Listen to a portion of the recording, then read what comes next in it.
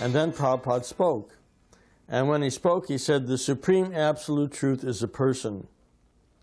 And I thought that was the most intelligent thing I'd ever heard in my whole life. You know, because I'd been reading all these Buddhist books, you know. You cannot say it is, you cannot say it is not. You cannot say it both is and is not. You cannot say it neither is nor is not. And here Prabhupada was telling me the supreme absolute truth is a person. And I thought that makes so much sense. And I really knew this time that I had found the person I was looking for. But I did begin to have a doubt a little later, because After you had joined? Well, I hadn't joined, no, just right at this time. I began to think, well, I can see the Swami is very honest. He's not just here looking for money, but how do I know he really has knowledge? He could be very honest, also be misled. And I didn't say anything to him, but while I was thinking like this, I went to hear him speak, and he said, I teach only what is in Scripture. And then I thought, well, if he teaches only what is in Scripture, there's no danger. So I kept on going. That way I started going regularly. Prabhupada, he would always talk about the impersonalists and the Buddhists. And Hari Griva and I began to think, well, the Swami, he's not liberal enough. So we stopped going. It couldn't have been very long. We were sitting around Mott Street talking about this.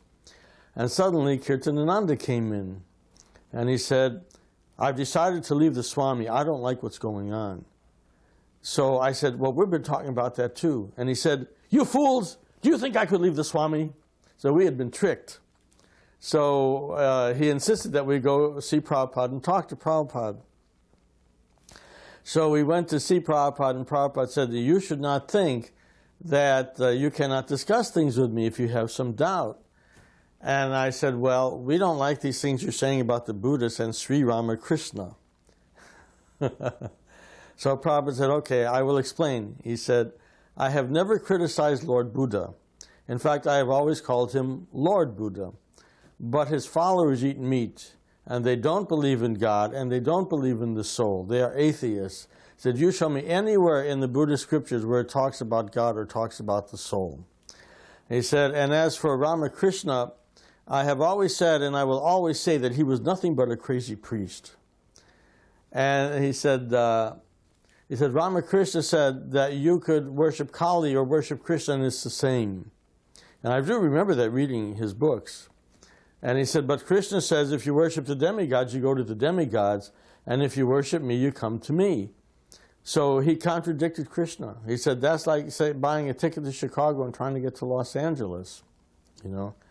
And I said, well, what about all these wonderful things in his books? Prabhupada said his disciples took them from the Vedas and put them in the books and said that he said them. And then he said, Ramakrishna's followers eat meat. He said they go to the doctor and get a letter saying they'll die if they don't eat meat, right? And he said, everybody, all the sadhus in India know this. And he told me about some gathering of sadhus. Maybe it was Kumbh Mela, I don't know, because in those days I knew nothing. And he said there was a dead fish floating on the water, and the sadhus were laughing. They were saying, quick, call the Ramakrishna mission. And then here was the clincher. He told me when Vivekananda, Ramakrishna's principal disciple, when he met Ramakrishna, the Ramakrishna touched him on the forehead, and Vivekananda felt electric shocks. And then Prabhupada started to laugh, and he said, you've read about the universal form. Where does it say anything about electric shocks? And then Vivekananda fainted. And when Vivekananda woke up, then Ramakrishna was crying. And Vivekananda said, why are you crying? And Ramakrishna said, I have given you all my power. I have none left. I remember that story. And Prabhupada said, so is spiritual knowledge like money? If I give it to you, I have none left? And that was the clincher. So some guest asked Prabhupada one night, some guest said, well, what about LSD? This gives you spiritual visions. So I could see right away it was a trap. He was trying to trap Prabhupada. Because the Prabhupada would say, I never took it. He could say, how do you know? And the Prabhupada would say, well, I tried it. It doesn't work. He'd say, well, you say no intoxication, but you take intoxication. So I said, well, I wonder how he's going to answer this. And Prabhupada said, I myself have never taken these things, but my disciples have all given them up. So that took care of that. Prabhupada's Bhagavad-Gita, as it is, he was still working on it. So we would read the Bhagavad-Gita by Dr. Radha Krishnan, who was former president of India, and Swami Nikhilananda, who was in disciplic succession from Ramakrishna. And Prabhupada would always say that Dr. Radha Krishnan was an impersonalist. But we didn't know what was an impersonalist. We didn't really know. And then one morning, Prabhupada said, today I will show you that Dr. Radha Krishnan is an impersonalist. And he had Roy read chapter 9, verse 34, always think of me, become my devotee. And he said, now read the commentary. And Roy read, when Krishna says unto me, it is not to Krishna whom we should surrender, but to the unborn eternal within Krishna. And Prabhupada said, you see, that proves that he's an impersonalist. Nobody understood. You know, sounded okay to me, sounded okay to everybody else except Prabhupada. And then suddenly Kirtanananda started to speak. Kirtanananda said, he's right. And he went on this long speech about how it's really the unborn eternal within Krishna. And while he was talking, Prabhupada started to turn red. And I mean really red. I was thinking, this is the first time in my life I understand what it means when they say somebody turned red. I had never seen anybody turn so red. And Prabhupada just sat there getting redder and redder as Kirtanananda spoke. And then suddenly Kirtanananda stopped, and Prabhupada said, are you finished? And he said, no. And he went ahead and started again, you know. And then finally he stopped, and Prabhupada said, are you finished? And he said, yes. And Prabhupada asked him a question, but I don't remember the question. And then suddenly Prabhupada stood up and he slammed his hand down real hard. And he said, then why do you want to take it away from Krishna? It's Krishna, it's Krishna, it's no one born within Krishna, it's Krishna, it's Krishna. And I looked, and I had never seen anything so magnificent. I thought, he is roaring like a lion. He was just like a lion roaring, you know. I could just almost feel the room shake. I thought it was so magnificent. I wish I could describe it, to see that, you know. And then we understood. So Prabhupada saved us on that day. So there was some talk about an initiation. And some of the guys were already bowing, but I didn't bow. I remember Hari Guru said to me, I don't like this bowing. I said, me neither, you know, it was too foreign, you know. So Prabhupada, so Roy came up to me and he said, well, I said, hey, Wally, you want to get initiated? And I said, well, I don't know if I'm ready for that. And he said, well, none of us are, but we're going to do it anyway. So, okay, me too. So he put my name down on the list. And we asked Prabhupada, what is initiation? And Prabhupada said, I'll tell you later. So the day before the initiation, after the morning class, he said, now I will tell you what initiation means. Initiation means that the spiritual master accepts the disciple and agrees to take charge of his welfare. And the disciple accepts the spiritual master and agrees to worship him as God. And he got up and walked out of the room. And we just sat there looking at each other. You know, I remember thinking, if the hydrogen bomb had just gone off in this room, we could not be more stunned, you know. To worship him as God, that was just inconceivable, and especially what Prabhupada said about people who want to be God, you know. And then Janaki, who was Mother Jandan, it was Mukunda Maharaja's wife at the time. He had her string the beads, right? He said, women are good at this kind of work, you know. He said they have the patience to do it. So then we all had our beads, and we came up there for the initiation, and we tied the neck beads on. And I said, well, how do you get these off? And somebody said, you don't. Right? And then Prabhupada would pick up the beads one by one and say, whose are these? So when he picked up my beads, I said, those are mine, and he motioned for me to come, and he motioned for me to bow down, and I couldn't get away from it anymore, so I had to bow down. And then I repeated what he said. I assume I offered obeisances. I don't know. I just repeated what he said. And then he gave me my beads, and he said my name was Umapati. And I understood it as meaning the husband of the goddess of fortune. So for a while I thought it was a name for Vishnu. But that must not be what he actually said, because it's a name for Lord Shiva. And then I remember I went and I sat next to Haigriva, and I said, getting your beads is great, because he hadn't gotten his yet. And then Prabhupada had us all touch our beads to the feet of Lord Chaitanya on the Panchatattva picture. And then he started the fire. And as the fire, as pouring ghee on the fire, the room was filled with smoke. It was pouring out the windows. And I was thinking, any second the fire department's going to come, and they're not going to believe what they see here. And I found out later everybody in the room had the same thought, And then we all went home and left Prabhupada to clean it up. I don't think anybody even thought of cleaning it up, Now one day, Prabhupada said in the morning, he said, you should all chant 64 rounds a day. We said, what? 64 rounds a day? No, we can't. And Prabhupada said, all right, 32 rounds. He said, oh, 32 rounds. No. Prabhupada said, all right, 16 rounds, no less. And that's how we started chanting 16 rounds a day. Now another time, here's a time when Prabhupada smashed me, that I would sometimes type for Prabhupada, and if there were some English mistakes, I would correct the English mistakes. So I was typing a letter to someone in India, and it says Sri Sri Radha Krishna. But I've heard of Sri, but I'd never heard of Sri Sri. Not only that, but one Sri was at the end of a line, and the next Sri was at the beginning of a line, and that's a common typing mistake, to type at the beginning of what you just typed on the last line. So I went into Prabhupada's room and I said, Sri Sri, and Prabhupada said, yes. And I said, oh, I thought it was a mistake. And Prabhupada said, when I type in your language, you can correct me, but when I type in my language, you cannot correct me. And then somebody walked in, and Prabhupada said, I told him that when I type in his language, he can correct me. Now he wants to correct me when I type in my language. And another time when Prabhupada smashed me, of course, I had a background in professional recording, and I knew some big stars at this, so I was a little proud of this. And Prabhupada had this tape recorder. It was a Roberts brand. It was, at that time, considered the best of the amateur tape recorders. But of course, in those days, there wasn't these nice little printed circuit things and these little tape cassettes. That technology was not popular yet. So machines were fixable. And I had experience fixing recorders, but I had experience fixing professional recording studios, they're multi-$1,000. So I wasn't so familiar with his machine. So Prabhupada said, it's broken. I said, well, maybe I can fix it.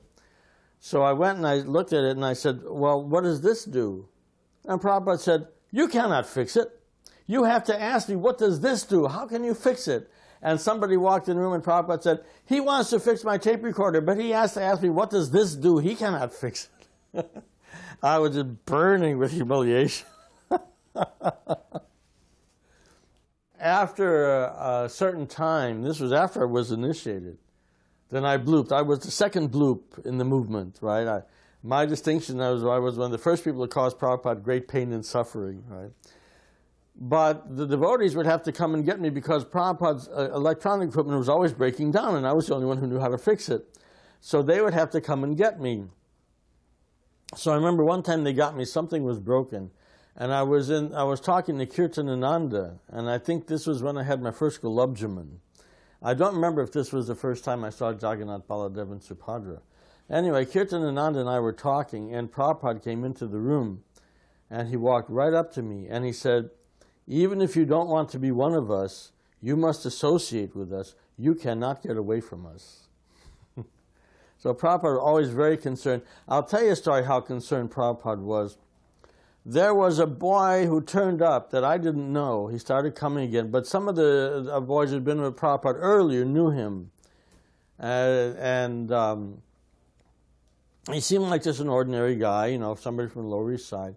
But Prabhupada seemed to know him. And I saw Prabhupada talking with one of the other guys, and Prabhupada said, oh, he's making advancement, don't you think? And Prabhupada was very eager that he should make advancement. And I found out later that this was a young man who had attacked Prabhupada with a knife. And Prabhupada had to go next door to Mukunda's apartment for shelter. But Prabhupada's only thought was, don't you think he's making advancement? That's all he cared about. At that time, Timothy Leary was very big among the hippies, and he was a big LSD king. And he had a place up in Millbrook, New York. And a few of us were sitting around this prasadam room talking one day, And some young man came in that I didn't know, but some of the other devotees knew him. And he was giving us all the latest hippie gossip. So, of course, I was very interested, you know.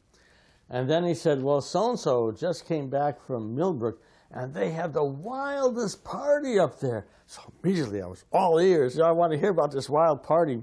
And Prabhupada looked through the window and said, Umapati, you are not sitting properly. Because I had my back to the altar.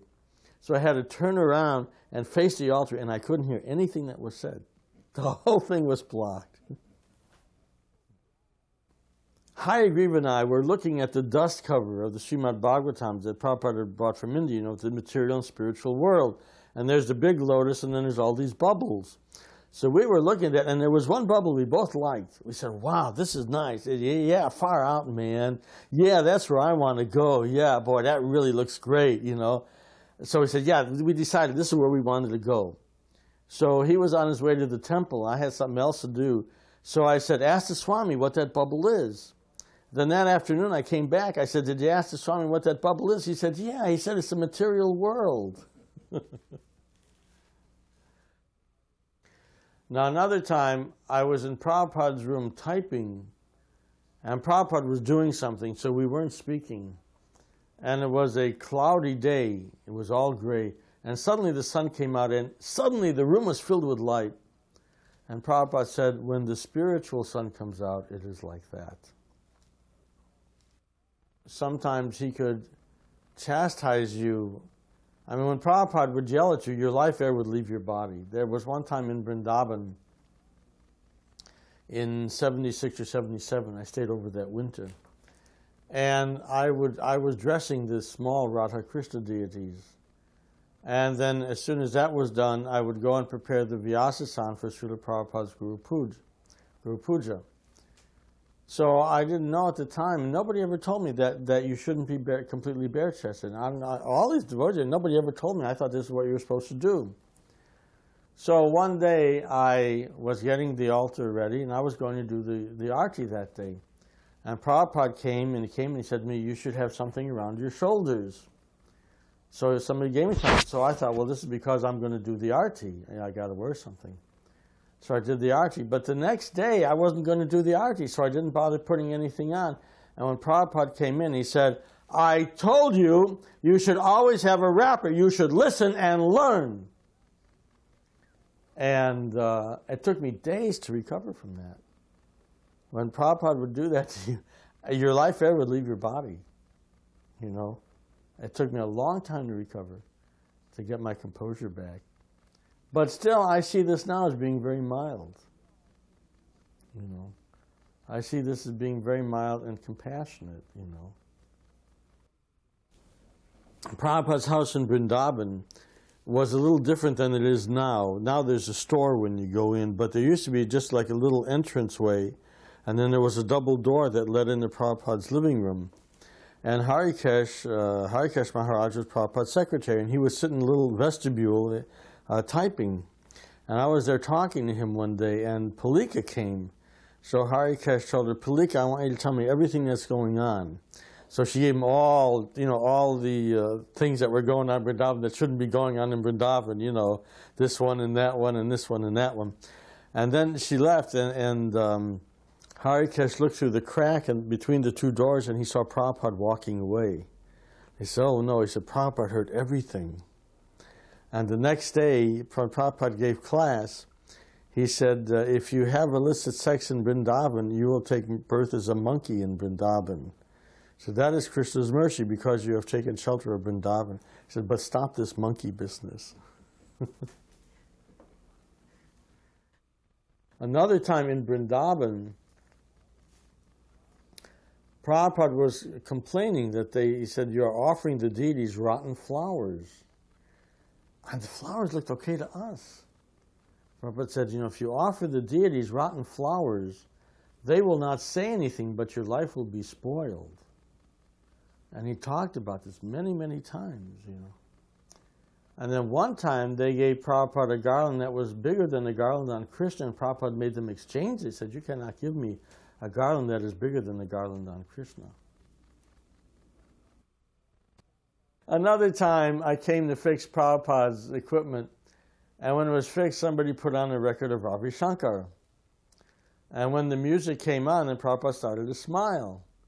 So somebody said, "Do you like this music, Swamiji?" And he said, "That is sense gratification music." And Hayagriva said, "Well, that's a raga. They play it in temples." Prabhupada said, "That is sense gratification music." And he said, but it's Ravi Shankar. It's a raga. They play it in temples." And Prabhupada said, "No, it is sense gratification." And Hayagriva kept insisting, "No, it's a raga, you know." And then Prabhupada said, "Ravi Shankar is a businessman." And then somebody said, "Well, what if he wants to be a devotee?" Prabhupada said, "Oh, fine, let him come." And then somebody else said, "But Swami, you were once a businessman." And Prabhupada said, "Because I went naked then, I should go naked now." And Hayagriva in the meantime was all fuming, and then he was, kept arguing, "But it's a raga." Prabhupada started to laugh. Prabhupada and I were laughing at him. And then when I went to see Prabhupada in Los Angeles with my then wife, and we were talking, at one point my wife said, "Prabhupada, I really like to read your books." And Prabhupada said, "You have a very nice wife." He said, "You should take care of her." This was just before I left with a Canadian devotee, Hanuman, just before we left to go to Paris and open the temple. And we went on a morning walk with Prabhupada. And at one point, Prabhupada said that we were talking about love, how love requires free will. He said, just like if you want somebody to love you, they must do it by their free will. He said, you cannot force somebody. You can't. And he said, and he grabbed me by the shoulders, and he said, you cannot say, "You must love me, you must love me, you must love me." And he was shaking me like that, And Prabhupada was very strong, very, very powerful. One time I was blooped, and I came there, and we were talking, and somebody said something about India. And I said, "Oh, I would like to go to India." And Prabhupada said, "For what, sightseeing?" I couldn't answer. It's very interesting because I left again. I mean, my history is not so great. And when I was living in San Francisco as a householder, then I learned how to program computers. This is in the before Windows. And Spiritual Sky Factory, the old incense factory in LA, and I didn't know about this, but Dayananda later told me they wanted to know if they should buy a computer. And Prabhupada said, "Yes, get a computer and Umapati can run it." And I had not communicated with Prabhupada anything that I was, So when I did come down to Los Angeles and get back into the swing of things again, I started programming the computer. And on a morning walk one day on the beach, Prabhupada said to me, "Can your computer tell how many grains of sand there are on the beach?" And I said, "No, Prabhupada, you would have to tell the computer." The computer, And then Srila Damodar said, "Does that mean there is a brain superior to the computer?" And I said, "The computer is not a brain, it's just a stupid machine." And then Prabhupada seemed satisfied with that answer. He didn't say any more. When he got to England, I spent a week in England, and it never stopped drizzling. I saw the sun when I got there, and I saw the sun when I left. And it drizzled. There's always this fine drizzle. You'd hang up your clothes to dry; they'd be wetter. And Prabhupada said, "It says in the Vedas that a place where the sun does not shine is a condemned place."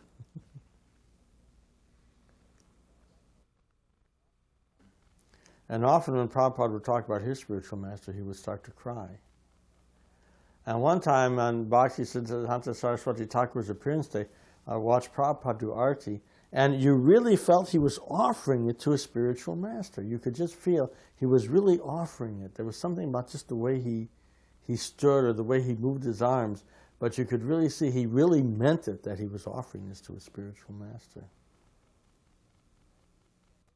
So I was typing a list of devotee names and their karmi names. And Prabhupada told me also to type that we should refer to the devotees as Prabhu, and I put that on there. And Prabhupada said, when you get to the end, leave some space at the bottom of the page. So I came to the end, and I said to Prabhupada, "I'm finished." And he said, "Did you leave some space at the bottom of the page?" And Prabhupada said, "Yes." And Prabhupada said, "Now type this." And he dictated, "Nama Om Vishnu Padaya Krishna Prasthaya Bhutale Srimati Bhaktivedanta Swaminiti Namine. And I offer my respectful obeisances unto Bhaktivedanta Swami, who is very dear to Krishna on this earth, having taken shelter at his lotus feet. And I had never heard this before. This was the first time. And I was amazed that he could dictate obeisances himself without being embarrassed or proud or anything, you know. It was as if he'd said, you know, get a pound of carrots and 2 pounds of rice, you know. Je anilo